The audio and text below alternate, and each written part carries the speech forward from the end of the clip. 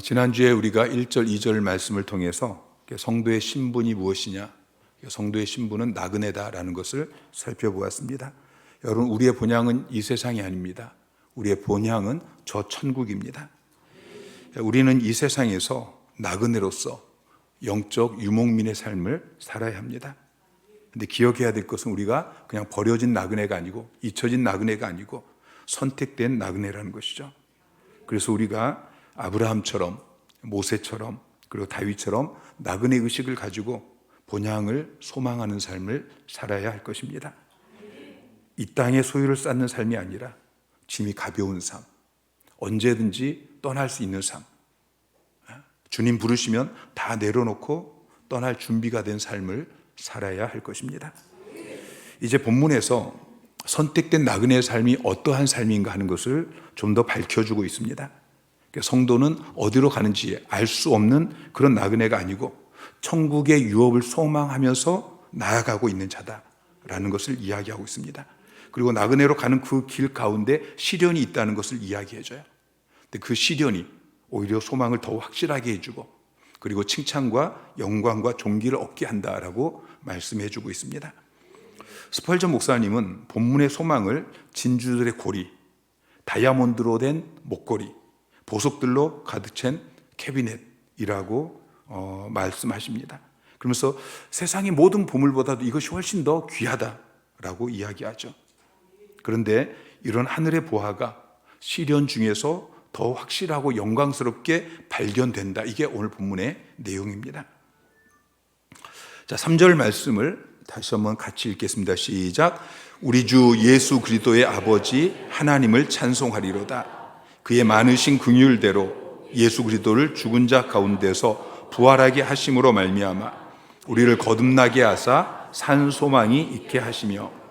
자, 1절, 2절은 인사말입니다. 인사말이 끝나고 이제 3절에 본론이 이제 시작되어지는데 첫 말씀이 무엇이냐면은 하나님을 찬송하리로다. 이게 첫 번째 메시지예요. 우리 성경은 우리 주 예수 그리스도의 아버지 하나님을 찬송하리로다 이렇게 번역하고 있지만 원어는 율로게토스 호 데오스 이렇게 시작합니다. 찬송하리로다 그 하나님을. 히브리어로는 우리가 잘 아는 말이 있죠.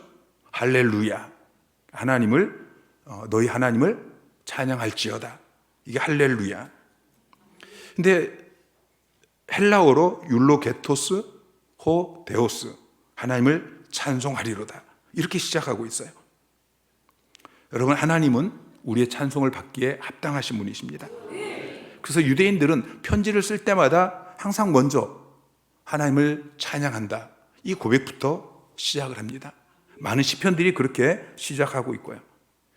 우리가 하나님께서 우리에게 베푸신 그 놀라운 은혜들을 생각하면서 늘 우리의 입이 열릴 때마다 먼저 찬송하리로다. 하나님을 찬송하리로다. 할렐루야. 이게 입에서 나와야 할 것입니다. 자, 우리가 하나님을 찬송해야 되는 이유가 무엇입니까? 첫째는 하나님이 우리를 거듭나게 하셨기 때문이에요. 자, 3절 말씀을 다시 한번 띄워줘 보세요. 자, 찬송하리로다 하고 나서 그 다음에 그의 많으신 긍휼대로 예수 그리스도를 죽은 자 가운데서 부활하게 하심으로 말미암아. 이것은 지금 우리를 거듭나게 하사를 수식하는 수식어예요. 찬송하리로다. 왜요? 우리를 거듭나게 하셨기 때문에. 자, 요한복음 1장 12절 13절에 보면 거듭남에 대해서 이렇게 이야기하고 있습니다. 시작. 영접하는 자, 곧 그 이름을 믿는 자들에게는 하나님의 자녀가 되는 권세를 주셨으니 이는 혈통으로나 육정으로나 사람의 뜻으로 나지 아니하고 오직 하나님께로부터 난 자들이니라. 하나님께서 우리를 하나님의 자녀로 거듭나게 하셨다고 이야기하고 있어요. 하나님께로부터 났다라고 이야기하죠. 혈통으로나 육정으로나 사람의 뜻으로 난 것이 아니고 하나님으로부터 우리가 다시 태어났다라는 것을 말씀하고 있어요. 자녀들이 어버이날 같은 때에 부모님에게 이렇게 편지를 쓰잖아요. 그러면은 그 편지에 제일 먼저 쓰는 말이 뭐예요? 어머니, 아버지, 저를 낳아주셔서 감사하고, 그것부터 이야기를 하잖아요. 자, 왜 우리가 하나님을 찬송해야 됩니까? 하나님께서 우리를 하나님의 자녀로 거듭나게 해주셨어요. 그리고 바로 이어서 산 소망이 있게 해주셨어요. 그리고 4절에는 하늘 유업을 얻게 해주셨어요. 우리가 찬송해야 될 세 가지 이유인 것입니다. 그러면서 성경은 그 하나님의 긍휼하심을 언급하고 있어요. 3절 말씀 다시 띄워줘 보세요. 자, 그 앞에요. 네, 우리 주 예수 그리스도의 아버지 하나님을 찬송하리로다 라고 하면서 그의 많으신 긍휼대로라고 이야기하고 있죠. 자, 은혜와 긍휼은 비슷한 것 같은데 은혜가 무엇이냐면 은혜는 예수 그리스도를 통해서 하나님께서 우리에게 주신 그 모든 것들이 은혜예요. 그럼 긍휼은 무엇이냐? 그것을 주신 아버지의 마음이 긍휼이에요. 그 모든 은혜를 우리에게 주시는 하나님의 마음, 이게 긍휼입니다. 긍휼이라는 말은 상대방의 그 비참한 상태를 바라보고서 가서 도와주고 싶은 마음, 가서 거기서 구해주고 싶은 그 마음의 움직임, 이게 바로 긍휼이에요. 자, 우리는 은혜를 받을 만한 선행이나 공로가 전혀 없어요. 자, 우리에게 그것이 있으면 긍휼은 필요하지 않죠. 그런데 우리에게 어떤 선행도 어떤 공로도 없기 때문에 하나님의 긍휼하심이 필요한 거예요. 그 긍휼하심이. 자, 3절 다시 띄워줘 보세요. 자, 그의 많으신 긍휼하심이 예수 그리스도를 죽은 자 가운데서 부활하게 하심으로 말미암아 예수 그리스도의 십자가와 부활의 사건을 통해서 우리를 구원해 주셨어요. 우리를 거듭나게 하셨고 우리에게 산소망을 갖게 하셨고 우리 하늘 유업을 얻게 하셨어요. 그래서 우리가 찬송해야 하는 것입니다. 자, 우리가 하나님을 찬양해야 되는 두 번째 이유는 산소망 때문이에요. 자, 다시 한번 3절을 보면은 산소망이 있게, 우리를 거듭나게 하시고, 그리고 끝난 것이 아니고 우리에게 산소망이 있게 하셨어요. 거듭난 사람은 산소망을 갖게 되어집니다. 거듭남으로 끝나는 게 아니에요. 거듭난 다음에, 자, 도표 보여주세요. 자, 우리가 거듭남은 하나님께서 우리를 부르시고 우리가 중생 거듭나고 우리의 죄를 회개하고 예수 그리스도를 나의 주 나의 하나님으로 그렇게 믿고 그리고 우리가 의인이라고 칭함을 받게 되어지고 그리고 하나님의 아들로 양자로 되어지고 이게 전부 이제 거듭남이에요. 이것은 동시에 일어나요. 근데 거듭남에서 끝나는 것이 아니고 그 다음에 성화가 있어요. 우리가 예수 그리스도를 닮아가요. 거룩해져요. 그리고 거기서 끝나는 것이 아니고 주님 다시 오실 때 우리는 영화로운 구원을 얻게 되어져요. 자, 빌립보서 2장 12절 말씀 시작. 그러므로 나의 사랑하는 자들아 너희가 나 있을 때뿐 아니라 더욱 지금 나 없을 때에도 항상 복종하여 두렵고 떨림으로 너희 구원을 이루라. 자, 너희 구원을 이루라고 이야기해요. 바울은 빌립보 교회 성도 이미 예수 믿고 구원받은 자들을 향해서 너희 구원을 이루라라고 이야기해요.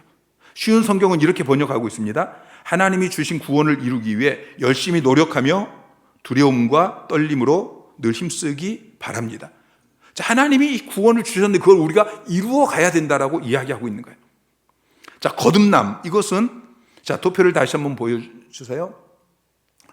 자, 거듭남은 하나님께서 우리를 부르셨어요. 성령께서 우리 안에 들어오셔서 우리를 부르셨어요. 그래서 우리가 거듭나게 되어지고 그 다음에 우리의 죄를 회개하고 예수를 믿고 또 그 다음에 칭의, 거룩, 하나님께서 우리를 의인이라고 칭해 주시고 그리고 결국에 양자, 하나님의 자녀가 되어졌어요. 이건 하나님이 이미 우리에게 주신 구원이에요. 이것은 논리적으로는 순서가 있지만 시간적으로는 동시에 일어나는 일이에요. 우리는 이미 거듭났어요. 하나님이 이미 우리에게 이 구원을 주셨어요. 그런데 그 구원을 이루라고 말씀하고 있어요. 그 구원을 이루는 것은 이제 하나님의 자녀로 태어났기 때문에 하나님의 자녀답게 살아가는 거예요. 첫 번째 아들이신 예수 그리스도의 장성한 분량이 이르기까지 우리가 자라나는 거예요. 그것을 성화 구원이라고 이야기합니다. 그게 성화. 거듭남에서 끝나는 것이 아니고 성화. 그 구원을 이루는 것. 자, 로마서 8장 29절 30절 말씀 시작. 하나님이 미리 아신 자들을 또한 그 아들의 형상을 본받게 하기 위하여 미리 정하셨으니 이는 그로 많은 형제 중에서 맏아들이 되게 하려 하심이라. 또 미리 정하신 그들을 또한 부르시고 부르신 그들을 또한 의롭다 하시고 의롭다 하신 그들을 또한 영화롭게 하셨느니라. 자, 하나님께서 우리를 그 아들의 형상을 본받게 하기 위해서 미리 정하셨다고 이야기하고 있어요. 하나님이 창세전에 여러분을 택정하실 때에 여러분을 그냥 기본적인 구원, 부르시고 중생, 회개, 칭의, 양자, 여기까지 구원하시려고 여러분을 정하신 게 아니라는 것이죠. 그 아들의 형상을 본받게 하기 위해서 여러분을 미리 정하셨다라고 말씀하고 계셔요. 그리고 그뿐만 아니라 마지막에 보면은 그들을 영화롭게 하셨다라고 이야기하죠. 이게 바로 영화로운 구원이에요. 이 영화로운 구원은 주님이 재림하실 때 완성이 되어집니다. 그것에 대해서 우리가 소망을 갖게 되어지는 거예요. 자, 영화롭게 하셨느니라. 이건 아직 일어나지 않았어요. 그런데도 결코 변할 수 없는 확실한 것이기 때문에 영화롭게 하실 것이다 라고 기록한 것이 아니고 이미 성취되어진 것처럼 부정과거 시제를 사용해서 영화롭게 하셨느니라 라고 기록하고 있습니다. 여러분, 이 사실을 믿으시기 바랍니다. 주님 재림하실 때 여러분이 또 호련히 변화되리라. 그날에 우리가 찬양하지 않을 수가 없는 거예요. 그 사실을 우리가 소망할 때에. 세 번째는 하늘의 유업입니다. 4절 말씀 시작. 썩지 않고 더럽지 않고 쇠하지 아니하는 유업을 있게 하시나니 곧 너희를 위하여 하늘에 간직한 것이라. 썩지 않고 더럽지 않고 쇠하지 아니하는 유업. 자, 산소망이 무엇이냐? 산소망은 썩지 않고 더럽지 않고 쇠하지 않는 유업을 받는 것이라고 말씀하고 있어요. 여러분, 유업이 무엇입니까? 우리가 유산으로 받게 되어지는 거예요. 그래서 그것을 이제는 내가 계속 누리게 되어지는 거예요. 이게 유업입니다. 우리가 무엇을 유업으로 받습니까? 영화로운 구원을 유업으로 받게 되어지는 거예요. 우리의 영혼뿐만 아니라 우리의 육체도 부활하게 되어지고 영과 육의 부활체가 저 천국에서 영원토록 왕노릇하게 되어지는 것, 이게 바로 영화로운 구원이에요. 그 영화로운 구원에 대해서 썩지 않고 그랬어요. 여러분, 이 땅에서 우리의 몸은 썩습니다. 그런데 우리가 유업으로 받을 몸은 썩지 않습니다. 더럽지 않습니다. 우리가 이 땅에서 이 몸에서 입에서 나오는 말이 더럽고 손과 발로 행동하는 그 모든 것들이 다 더러워요. 근데 유업으로 받을 몸은 거룩합니다. 쇠하지 않습니다. 이 땅에서는 70, 80 다 쇠합니다. 근데 유업으로 받을 몸은 쇠하지 않습니다. 썩지 않고 더럽지 않고 쇠하지 않는 그 몸을 우리가 유업으로 받게 되어질 것입니다. 그것은 곧 너희를 위하여 하늘에 간직하신 것이라 그랬어요. 여러분, 썩지 않고 더럽지 않고 쇠하지 않는 그 유업을 하늘에 하나님께서 간직하고 계신다. 이건 확실하다는 이야기예요. 안전하다는 이야기예요. 자, 거듭남은 이미 이루어진 일입니다. 근데 삶이 중요해요. 우리 하나님의 자녀로 거듭난 신분만 가지고 있는 게 중요한 게 아니고 하나님의 자녀로 거듭났기 때문에 하나님의 자녀다운 삶을 살아야 되고 누려야 되는 거예요. 우리가 하나님의 자녀답게 변화되어야 돼요. 양자가 되어졌는데 여전히 그와 같은 그런 행동을 하고 살아가면 안 되는 것이죠. 이제는 그 부모의 모습을 따라서 변화되어야 되는 것입니다. 하나님의 영광스러운 모습으로 우리가 변화되어야 하는 거예요. 성화는 그 과정입니다. 그리고 결국에는 영화로운 구원을 얻게 될 것입니다. 여러분, 영화로운 구원은 확실합니다. 하나님의 자녀됨, 이것이 취소되지 않는다는 거예요. 빌립보서 1장 6절 말씀 시작. 너희 안에서 착한 일을 시작하신 이가 그리스도 예수의 날까지 이루실 줄을 우리는 확신하노라.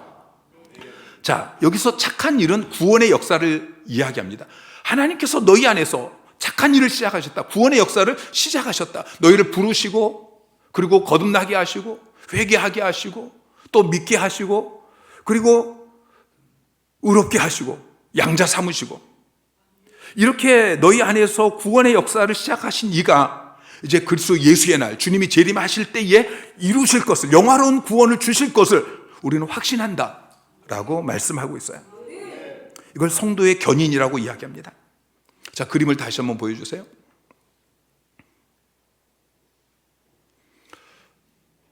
자, 부르심부터 양자까지는 이미 일어난 일이에요. 그리고 우리는 지금도 이 성화 구원을 이루어 가고 있어요. 예수 그리스도의 이 모습을 우리가 부지런히 닮아가서 자라나고 있어요. 그리고 주님 재림하실 때 우린 영화로운 구원을 얻게 되어질 것입니다. 그 중간에, 성화와 영화 중간에 견인이 있어요. 성도의 견인. 하나님께서 시작하신 일을 하나님께서 포기하지 않기 때문에, 우리가 아니에요. 하나님께서 포기하지 않기 때문에 우리가 끝까지 견딜 수 있게 되어지는 것입니다. 우리가 이 성화의 길을 걸어가는, 믿음의 길을 걸어가는, 주님을 계속 닮아가는 이 과정 속에 사탄이 우리를 얼마나 공격하는지 몰라요. 우리의 삶의 시련이 얼마나 많은지 몰라요. 때때로 우리가 죄를 짓기도 해요. 우리가 때때로 무너지기도 해요. 그러나 견디고 다시 일어나고, 그래서 결국에는 영화로운 구원을 얻게 된다는 것이죠. 로마서 11장 29절 말씀 시작.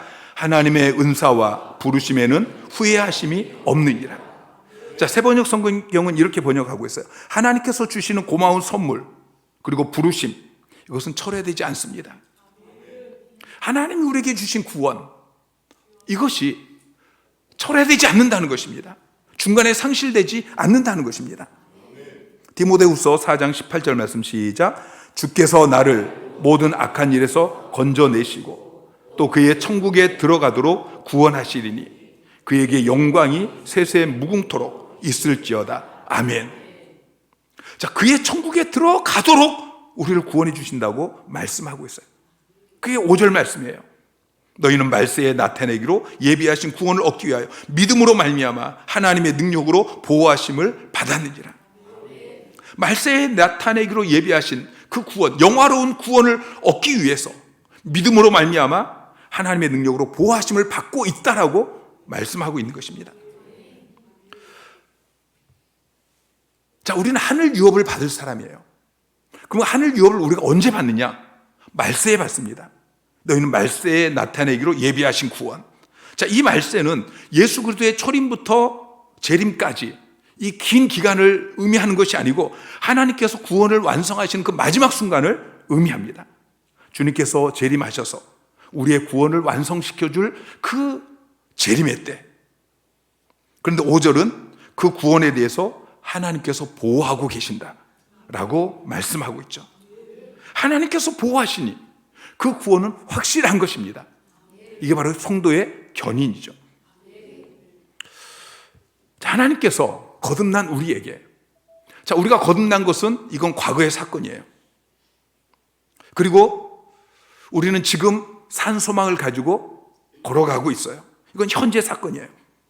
그리고 미래에 영원한 유업을 우리에게 주실 것입니다.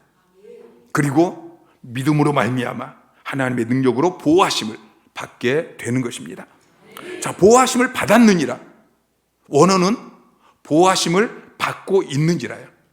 받았느니라. 한 번 받고 끝난 것이 아니고 보호하심을 받고 있느니라.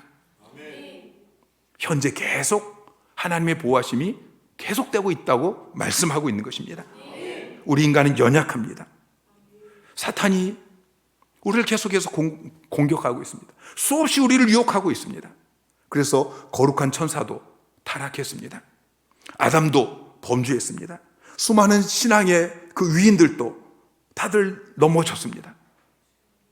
그래서 하늘의 유업을 차지하는 것이 넘어지기 쉬운 이 환경 속에 사는 우리 나약한 인간에게 맡겨졌다면 우리는 하늘 유업, 이것을 소망하면서 열심히 신앙생활 하다가 마침내 그 유업을 상속받을 사람은 하나도 없을 것입니다. 그런데 그것이 우리에게 맡겨진 것이 아니고 불말과 불병거로 보호하시는 하나님께 맡겨졌기 때문에 그 보호가 확실하다는 것이죠. 여러분, 하나님은 전능하십니다. 우리를 그분의 능력으로 보호하십니다. 어떻게 보호하시느냐? 우리 안에 믿음을 불러일으켜서 보호하십니다. 5절 말씀을 다시 한번 보면은 믿음으로 말미암아 하나님의 능력으로 보호하심을 받았느니라. 하나님께서 그 능력으로 우리를 보호하시는데 우리에게 믿음을 주시는 거예요. 우리가 믿는 게 아니에요. 하나님이 우리에게 믿음을 주셔요. 그리고 그 믿음으로 고난 가운데도 끝까지 하나님을 신뢰하고 하나님이 약속하신 그 하늘 유업, 이것을 믿게 하셔요. 그 믿음 때문에 우리가 내적인 그리고 외적인 그 공격으로부터 우리가 보호를 받게 되어지는 것이고 마침내 승리하게 되어집니다. 믿음이 이기네. 믿음이 이기네. 주 예수를 믿는 믿음이 온 세상이 이기네. 여러분, 이 믿음의 길을 걸어가면서 여러분 앞에 온갖 시련이 닥칠 때에 하나님 이 시련, 환난, 문제 이게 없게 해주세요. 그렇게 기도하지 말고 이 믿음을 달라고 기도하세요. 믿음이 이기네. 믿음이 이기네. 주 예수를 믿음이 온 세상이 이기네. 이 믿음을 주십시오. 이 소망을 성경은 산 소망이라고 표현하고 있습니다. 죽은 시체처럼 싸늘한 그런 죽은 소망이 아니고 생명력 있는 소망인 것입니다. 세상 사람들도 잘 되겠지라는 그런 막연한 소망을 이야기합니다. 근데 베드로가 말하는 소망은 그런 소망이 아닙니다. 산 소망입니다. 확실한 소망인 것입니다. 여러분, 세상의 소망은 시간이 지나면은 시들해지고 없어집니다. 그러나 성도의 소망은 산 소망이기 때문에 시간이 지나면서 점점 커지고 점점 더 아름다워집니다. 세상의 소망은 대개 실망을 가져다 줍니다. 그러나 성도의 소망은 결코 실망을 가져다 주지 않습니다. 히브리서 기자는 그리스도인의 소망을 영혼의 닷 같아서 튼튼하고 견고하다라고 말하고 있습니다. 자, 히브리서 6장 19절 말씀 시작. 우리가 이 소망을 가지고 있는 것은 영혼의 닷 같아서 튼튼하고 견고하여 휘장 안에 들어가나니. 자, 우리가 이 소망을 가지고 있는 것이 영혼의 닷과 같다라고 이야기하고 있어요. 튼튼하고 견고해서 결국은 휘장 안에 우리가 들어가게 된다라고 이야기하죠. 항구에서 배의 닷이 그 배가 어떤 풍랑에도 떠내려가지 않도록 그렇게 붙잡고 있는 것처럼 거듭난 자가 가지고 있는 그 소망, 이것은 견고한 산 소망이라고 말씀하고 있습니다. 자, 이제 6절에 베드로는 이 수신자들이 당하는 시련에 대해서 언급을 합니다. 자, 6절 말씀 시작. 그러므로 이제 여러 가지 시험으로 말미암아 잠깐 근심하게 되지 않을 수 없으나 오히려 크게 기뻐하는도다. 자, 여러 가지 시험을 당하게 되어집니다. 그 당시 튀르키예 이 북부 지역에 흩어져 있던 이 그리스도인들, 이 편지를 받고 있는 수신자들, 그들은 예수를 믿는 것 때문에 말할 수 없는 그런 핍박을 받고 또 가난과 고통과 질병과 이런 시련 가운데 있었습니다. 오래전에 로마의 한 카타콤을 간 적이 있었는데요. 그곳에서 대리석으로 된 여인의 조각상을 보게 되었습니다. 이 여인은 황제와 귀족들에게 사랑을 받던 세실리아라는 유명한 가수였습니다. 그런데 이 여인이 예수를 믿게 되어지고 새로운 삶의 눈이 뜨게 되어집니다. 화려한 옷, 기름진 음식, 즐거운 노래, 춤, 그것이 가장 멋진 인생이라고 알고 지금까지 살았었는데 예수를 믿고 나니까 그 모든 것들이 다 부질없어졌어요. 그녀는 그 모든 것들을 버려두고 이제 복음 전하는 전도자의 삶을 살기 시작합니다. 그러다가 로마 군인에게 붙잡혔어요. 황제는 이 여인의 미모와 재능이 너무 아까워서 어떻게든지 살려보려고 너의 입에서 예수를 믿지 않겠다, 그 말 한마디만 하면 내가 용서해 주겠다, 그렇게 이야기했습니다. 근데 이 여인은 끝내 그 말 한마디 하지 않고 마침내 목이 잘려서 순교를 당했습니다. 이런 일들이 수없이 있었습니다. 그들은 로마의 박해를 피해서 1000km가 넘는 그런 카타콤베 지하 동굴을 팠고 300년에 걸쳐서 10세대 이상 그리스도인들이 거기에서 태어나서 한 번도 밖으로 나가보지 못하고 거기에서 살다가 거기에서 죽었어요. 고고학자들은 400만 명 이상이 이 카타콤베에 묻혔을 것이라고 추측하고 있습니다. 여러분, 이런 시련을 당하게 될 때에 누구나 근심하게 되어집니다. 근데 사도는 잠깐 근심이라고 말하고 있어요. 시련을 만나면 마음속에 근심이 찾아옵니다. 그런데 이 초대교회 성도들, 시련 가운데 있었던 이 디아스포라 초대교회 성도들은 계속 근심하지 않습니다. 잠깐 근심할 수밖에 없었지만 오히려 크게 기뻐합니다. 그 이유는 좀 더 뒤에 다시 설명을 드리겠습니다. 그리고 사도는 그런 시련이 하나님의 섭리 안에서 필요한 시련이라는 것을 말하고 있습니다. 자, 근심하게 되지 않을 수 없으나 원문에 보면은 데이라는 헬라어 단어가 있는데 그 단어를 번역하지 않았어요. 데이라는 단어는 필요하다라는 단어예요. 영어 성경들은 그걸 번역하고 있습니다. 직역하면은 지금 잠시 동안 필요가 있어서 여러 가지 시험 가운데 근심하게 되었느니라. 자, 지금 잠시 동안 필요가 있기 때문에 너희가 여러 가지 시험을 당하고 있고 그 가운데서 근심하게 되어졌다라고 말씀하고 있는 거예요. 여러분, 성도들이 당하는 시련은 우연히 당하는 것이 아닙니다. 하나님 보시기에 필요해서 당하는 시련이라고 말씀하고 있는 것이죠. 자, 왜 시련이 필요합니까? 성도에게 시련이 필요한 이유가 많이 있지만 7절은 이렇게 이야기해요. 자, 7절 말씀 시작. 너희 믿음의 확실함은 불로 연단하여도 없어질 금보다 더 귀하여 예수 그리스도께서 나타나실 때에 칭찬과 영광과 존귀를 얻게 할 것이니라. 자, 시련이 믿음을 연단하기 때문에 시련이 너희가 꼭 필요하다라고 말씀하고 있는 것입니다. 여러분, 반짝거리는 것이 다 금이 아닙니다. 반짝거리는 것을 용광로에 넣어보면 이게 진짜 금인지 아닌지 판가름이 나게 되어지죠. 여러분, 믿음처럼 보인다고 해서 다 믿음이 아닙니다. 시련의 용광로에 들어가 봐야 참 믿음과 거짓 믿음이 드러나는 것이죠.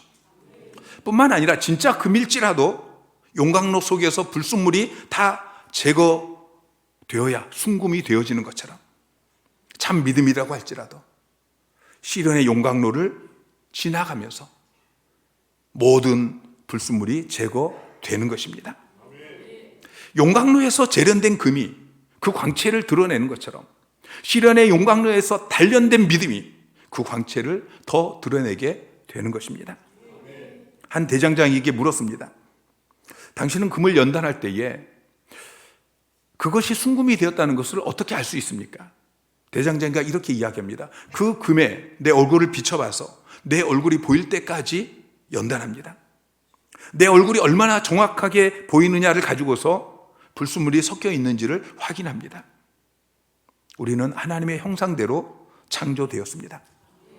우리는 하나님의 자녀로 거듭났습니다. 그런데 아무리 들여다봐도 하나님의 형상이 보이지 않습니다. 하나님 거룩하신 분인데 내가 거룩하니 너희도 거룩하라 그렇게 말씀하셨는데 그런데 아무리 봐도 거룩한 모습이 보이지 않습니다. 그리스도의 장성한 분량에 이르기까지 자라나라고 말씀하셨는데 자라나지 않습니다. 그래서 하나님께서 나의 삶 가운데 하나님의 형상이 제대로 비춰질 때까지 계속해서 고난의 이 용광로를 지나가게 하시는 것입니다. 금은 불로 연단해도 없어집니다. 오래된 무덤을 발굴하면 그 안에 금으로 된 장식구들이 다 녹이 슬고 부서져 있는 모습을 보게 되어집니다. 그러나 단련한 믿음은 없어지지 않기 때문에 금보다 더 귀한 것입니다. 시련을 통과한 후에 믿음의 확실함이 드러나고 그는 주님 다시 오실 때에 칭찬과 영광과 존귀를 얻게 되어집니다. 시련이 없이는 영광도 없습니다. 우리가 더 큰 믿음을 구하면 하나님께서 우리에게 더 큰 시련을 주십니다. 스펄전 목사님은 이렇게 이야기합니다. 편하고 쉬운 환경에서 얻은 은혜가 한 푼 어치라고 한다면 슬픔과 고통과 애통을 통해서 얻은 은혜는 다 헤아릴 수 없다. 젊은 인디언 용사가 자기 할아버지 추장에게 질문을 합니다. 추장이 되기 위해서는 어떤 단계를 거쳐야 됩니까? 늙은 추장이 그에게 이렇게 대답합니다. 추장이 되기 위해서는 먼저 고양이 꼬리에서 털을 뜯어내야 한다. 그리고 맨손으로 희고 큰 물소를 쓰러뜨려야 된다. 그리고 갈색 곰과 싸워서 셋 중에 둘을 쓰러뜨려야 된다. 그리고 통상적으로 겪는 불과 물의 시련을 다 겪어야 한다. 여러분, 추장의 아들로 태어났다고 다 추장이 되는 것이 아닙니다. 추장의 아들이 인디언 추장이 되기 위해서도 온갖 시련을 다 겪어야 합니다.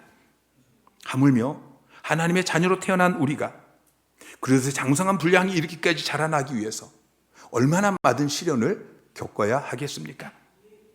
시련을 통과해야 주장이 되어지는 것처럼 시련을 통과해야 장성한 그리스도인이 되어지는 것입니다.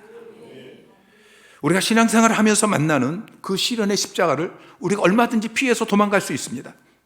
그러나 그렇게 되어질 때 우리는 실패자가 될 것입니다. 십자가를 피하면 축복도 없습니다. 시련을 피하면 면류관이 없습니다. 하나님께서는 우리가 시련을 피하느냐 아니면 그 시련을 믿음으로 통과하느냐 이걸 지켜보고 계십니다. 그러므로 우리는 어떻게 해야 합니까? 6절의 사도는 수신자들이 그 시험 가운데 오히려 크게 기뻐했다라고 말하고 있습니다. 오히려 크게 기뻐하는도다. 우리는 시련이 많은 이 세상 속에 살아가고 있습니다. 그러나 우리는 이미 거듭났습니다. 우리는 산소망이 있습니다.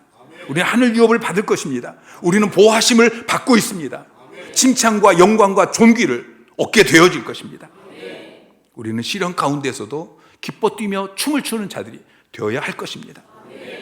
시련 중에도 소망으로 인해서 벅찬 기쁨을 표현하는 이것이 바로 성도의 삶인 것이죠.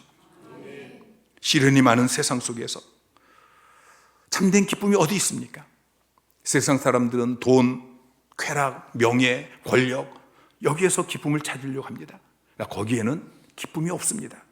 참된 기쁨은 오직 예수 그리스도 안에만 있습니다. 여러분은 이 모든 시련 가운데 기뻐하고 계십니까? 여러분의 소망은 무엇입니까? 산 소망이 있으십니까? 하늘 유업을 소망하고 계십니까?